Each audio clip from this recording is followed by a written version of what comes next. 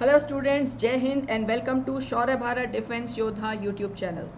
जैसा कि आप सभी जानते हैं, शौर्य भारत हमेशा से आपको लेटेस्ट वैकेंसीज़ के बारे में जानकारियां देता रहा है और आगे भी देता रहेगा। ऐसी ही एक वैकेंसी से संबंधित खास जानकारी आज आपके लिए। आप में से जो भी स्टूडेंट्स ग्रेजुएट हैं या फिर ग्रेजुएशन फाइनल ईयर में हैं और भारतीय वायुसेना में अधिकारी बनके अपने कंट्री, अपने मदरलैंड को सर्व करना चाहते हैं, उनके लिए एक बहुत अच्छा अवसर गौरवपूर्ण करियर बनाने का। ध्यान से सुनिए स्टूडेंट्स, भारतीय वायुसेना ने एफकैट यानी कि एयरफोर्स कॉमन एडमिशन टेस्ट 2 2023 के लिए ऑफिशियल नोटिफिकेशन जारी कर दिया है और इस वीडियो को ध्यान से सुनिए सभी संबंधित जानकारियों को प्राप्त करने के लिए। आइए शुरू करते हैं ऑनलाइन एप्लीकेशन से। ऑनलाइन एप्लीकेशंस शुरू हो रही हैं 1 जून 2023 से और 30 जून 2023 लास्ट डेट है ऑनलाइन एप्लीकेशन सबमिट करने की। ऑनलाइन एप्लीकेशन सबमिट करने के लिए और किसी भी प्रकार की अन्य जानकारी के लिए आप इंडियन एयरफोर्स की ऑफिशियल वेबसाइट careerindianairforce.cdac.in या फिर fcat.cdac.in पर लॉगिन कर सकते हैं और लॉगिन करके नोटिफिकेशन डाउनलोड कर सकते हैं और ऑनलाइन एप्लीकेशन सबमिट कर सकते हैं। नेक्स्ट है इम्पॉर्टेंट डेट एग्जामिनेशन से संबंधित। एफकैट एग्जाम ऑनलाइन मोड में होगा और ऑनलाइन एग्जाम्स की डेट्स हैं 25, 26 और 27, 25, 26 and 27 August 2023। Now students, next important point होता है नंबर ऑफ वैकेंसीज। तो देखिए, एफकैट एग्जाम के थ्रू आप दो तरह से एंट्री ले सकते हैं। एक होती है एफकैट एंट्री, जिसके अंतर्गत 3 ब्रांचेस होती हैं, flying branch, ground duty technical और ग्राउंड ड्यूटी नॉन टेक्निकल, और दूसरी होती है एनसीसी स्पेशल एंट्री, जिसके थ्रू आप एयरफोर्स की फ्लाइंग ब्रांच के लिए अप्लाई कर सकते हैं। तो in all number of vacancies आपके सामने है। फ्लाइंग ब्रांच के लिए 5 वैकेंसीज मेल और 6 वैकेंसीज फीमेल्स के लिए हैं। ग्राउंड ड्यूटी टेक्निकल में AEL एरोनॉटिकल इंजीनियरिंग के लिए 98 और AEM के लिए 38 वैकेंसीज हैं। फीमेल कैंडिडेट्स के लिए AEL 11, AEM 4 वैकेंसीज हैं और बाकी ये पूरा डिटेल्स, पूरा बाइफर्केशन आपके सामने है। आप इस नोटिफिकेशन को डाउनलोड करके अपनी पर्टिकुलर कैटेगरी के लिए नंबर ऑफ सीट्स देख सकते हैं। नेक्स्ट इम्पॉर्टेंट पॉइंट है, ये जो अपॉइंटमेंट आपको इंडियन एयरफोर्स में मिलेगा अधिकारी के तौर पर, शॉर्ट सर्विस कमीशन के तहत ये एम्प्लॉयमेंट होगा। ग्राउंड ड्यूटी टेक्निकल और नॉन टेक्निकल पोस्ट पर यदि आप जाते हैं तो आपका जो पीरियड है, अवधि है, वो 10 साल की होगी और 4 साल का एक्सटेंशन आपको मिल सकता है, प्रोवाइडेड वैकेंसीज हो, आवश्यकता हो, आपकी इच्छा हो, आप फिट हैं और मेरिट है तो आपको एक्सटेंशन मिल सकता है। और फ्लाइंग ब्रांच के लिए जो एंगेजमेंट पीरियड रहता है यानी कि पीरियड ऑफ सर्विस रहता है, वो 14 ईयर्स यानी कि 14 वर्ष का रहता है। तो अच्छा अवसर है स्टूडेंट्स अपने लिए एक अच्छा करियर सुनिश्चित करने का, तो जी जान से तैयारी में लग जाइए। नेक्स्ट समझते हैं एलिजिबिलिटी क्राइटेरिया यानी कि पात्रता। सबसे पहले इम्पॉर्टेंट पॉइंट, आप भारत के नागरिक यानी कि you should be a citizen of India. Age की बात करें तो फ्लाइंग ब्रांच के लिए एज है 20 से 24 साल, यानी कि आपका डेट ऑफ बर्थ 2 जुलाई 2000 से लेकर के 1 जुलाई 2004 के बीच में होना चाहिए।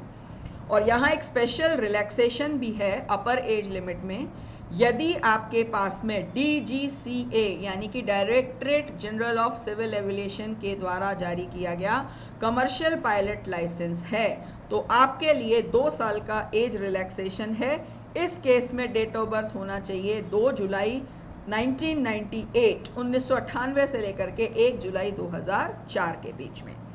नेक्स्ट बात करेंगे ground duty technical and non technical branches के लिए। यहाँ आपकी डेट ऑफ बर्थ होनी चाहिए 2 जुलाई 98 से 1 जुलाई 2004 के बीच में।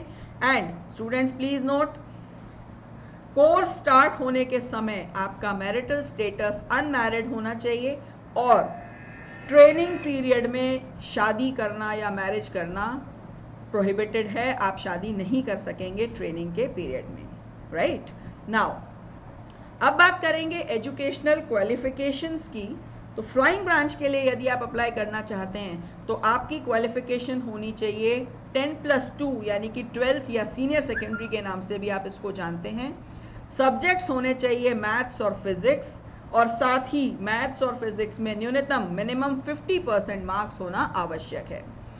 इसके साथ में आपके पास में होनी चाहिए ग्रेजुएशन की डिग्री किसी भी स्ट्रीम में किसी भी मान्यता प्राप्त यूनिवर्सिटी से, बट आपके मार्क्स ग्रेजुएशन में मिनिमम 60% होने चाहिए। नाउ यदि आपके पास में 3 ईयर ग्रेजुएशन की डिग्री नहीं है और यदि 12th के बाद में आपके पास में बीई या बीटेक क्वालिफिकेशन है 60% मार्क्स के साथ में, तो भी आप एलिजिबल हैं। या फिर 12th के बाद में आपने associate membership of institution of engineers India का एक एग्जामिनेशन होता है जिसको बोलते हैं section A and section B examination, अगर ये भी क्लियर किया है तो भी आप एलिजिबल हैं। नेक्स्ट बात करेंगे ग्राउंड ड्यूटी टेक्निकल ब्रांच के लिए। अब जाहिर सी बात है स्टूडेंट्स, बात आती है जब टेक्निकल ब्रांच की तो आपके पास में टेक्निकल क्वालिफिकेशन होना आवश्यक है।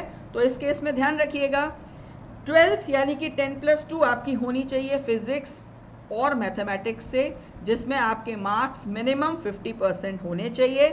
और इसके बाद में आपके पास होना चाहिए 4 ईयर डिग्री जो कि इंजीनियरिंग या टेक्नोलॉजी में हो, जिसको कि आप कॉमनली बोलते हैं बीई या बीटेक की डिग्री अपने रेस्पेक्टिव फील्ड में। वो रेस्पेक्टिव फील्ड आपका हो सकता है एरोनॉटिकल इंजीनियरिंग हो सकता है इलेक्ट्रिकल हो, मे बी कंप्यूटर इंजीनियरिंग हो, राइट। बट पॉइंट इज कि आपकी 12th 10+2 फिजिक्स और मैथ्स के साथ मिनिमम 50% मार्क्स के साथ होनी चाहिए और आपके पास में बीई या बीटेक की डिग्री होनी चाहिए मिनिमम 60% मार्क्स के साथ में। अब बात करेंगे ground duty non technical branch की। तो यहाँ पर 2 सब ब्रांचेज हैं, एक है वेपन सिस्टम ब्रांच और दूसरी होती है administration and logistics branch. Weapon system branch के लिए अप्लाई करना है तो again 10+2 with maths and physics with minimum 50% marks और साथ ही ग्रेजुएशन की डिग्री विद 60% मार्क्स, या फिर बीई और बीटेक का 4 year degree course with minimum 60% marks. Same way administration and logistics के लिए भी 10+2 और ग्रेजुएशन डिग्री किसी भी डिसिप्लिन में। यहाँ ध्यान रखेंगे 10+2 में फिजिक्स और मैथ्स होना कंपलसरी मैंडेटरी नहीं है। 10+2 और ग्रेजुएशन 3 ईयर डिग्री कोर्स यदि आपका किसी भी स्ट्रीम में है 60% मार्क्स के साथ में तो आप एलिजिबल हैं। और अकाउंट्स ब्रांच के लिए अगर आप अप्लाई करना चाहते हैं तो अगेन 10+2 किसी भी स्ट्रीम में एंड ग्रेजुएशन जो मैं स्ट्रीम्स आपको बता रही हूँ उनमें से विद 60% मार्क्स। अब ध्यान से सुनिए, अकाउंट्स ब्रांच के लिए यदि आप अप्लाई करना चाहते हैं तो 10+2 के बाद में आपके पास होनी चाहिए या तो बीकॉम डिग्री जिसको कि आप 3 ईयर डिग्री कोर्स बोलते हैं, या फिर bachelor of business administration BBA, या फिर bachelor of management studies BMS, या फिर bachelor of business studies BBS. But तीनों ही केसेस में ध्यान रखेंगे आपका स्पेशलाइजेशन फाइनेंस होना चाहिए। या फिर आपने 12th के बाद सीए यानी कि चार्टर्ड अकाउंटेंट, सीएस यानी कि कंपनी सेक्रेटरी, या फिर सीएमए सर्टिफाइड मैनेजमेंट अकाउंटेंट, या फिर सीएफए चार्टर्ड फाइनेंशियल एनालिस्ट, इनमें से कोई भी एग्जाम पास किया है तो भी आप एलिजिबल हैं, या फिर बीएससी स्पेशलाइजेशन फाइनेंस में है तो भी आप एलिजिबल हैं अकाउंट्स ब्रांच के लिए अप्लाई करने के लिए, राइट। देन एजुकेशन ब्रांच के लिए 10+2 और पीजी 50% मार्क्स के साथ में अगर है तो आप अप्लाई कर सकते हैं, राइट। अब स्टूडेंट्स नेक्स्ट जो इंपॉर्टेंट पॉइंट हमें कंसिडर करना है वो है फिजिकल और मेडिकल स्टैंडर्ड्स। वो सेम हैं जो कि फिजिकल और मेडिकल स्टैंडर्ड्स भारतीय वायुसेना ने तय किए गए हैं और इस नोटिफिकेशन के अपेंडिक्स ए में आपको मिल रहे हैं।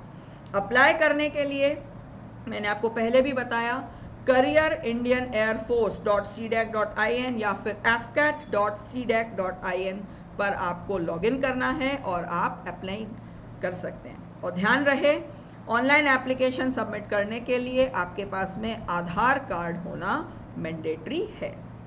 क्लियर? आइए नेक्स्ट इंपॉर्टेंट बात करेंगे स्टूडेंट्स, डॉक्यूमेंट्स आपको जो रेडी रखने हैं। तो ध्यान रखिएंगे, डेट ऑफ बर्थ से संबंधित डॉक्यूमेंट्स, आपकी एजुकेशनल क्वालिफिकेशन से संबंधित डॉक्यूमेंट्स, और आपका जो बोनाफाइड सर्टिफिकेट होता है, या ऐसे समझ लीजिए जो आपका, जिसको हम बोलते हैं ना, मूल निवास प्रमाण पत्र, डोमिसाइल सर्टिफिकेट, वो भी आपके पास में होना चाहिए। Right? So maximum information students मैंने आपको यहाँ पर दे दी है। फिर भी कोई और डिटेल्ड जानकारी आपको चाहिए तो आप इस नोटिफिकेशन को डाउनलोड कीजिए। और एफकैट एग्जाम जो कि अगस्त एंड में यानी कि लास्ट वीक में कंडक्ट किया जाएगा, इसकी बेहतरीन तैयारी करने के लिए डाउनलोड करेंगे शौर्य भारत ऐप। शौर्य भारत ऐप पर बेहतरीन फीचर्स आपको मिलते हैं, जिसमें प्रमुख हैं live classes, live exams, practice sets, video lectures, e books और डाउट बॉक्स। ये सभी फीचर्स मिल करके आपकी तैयारी, आपकी पकड़ को बिल्कुल स्ट्रॉन्ग, मजबूत बना देंगे और आपका चयन सुनिश्चित है। तो ऑल द बेस्ट। पूरे शौर्य भारत परिवार की ओर से आप सभी को उज्जवल भविष्य के लिए ढेर सारी शुभकामनाएं। जय हिंद।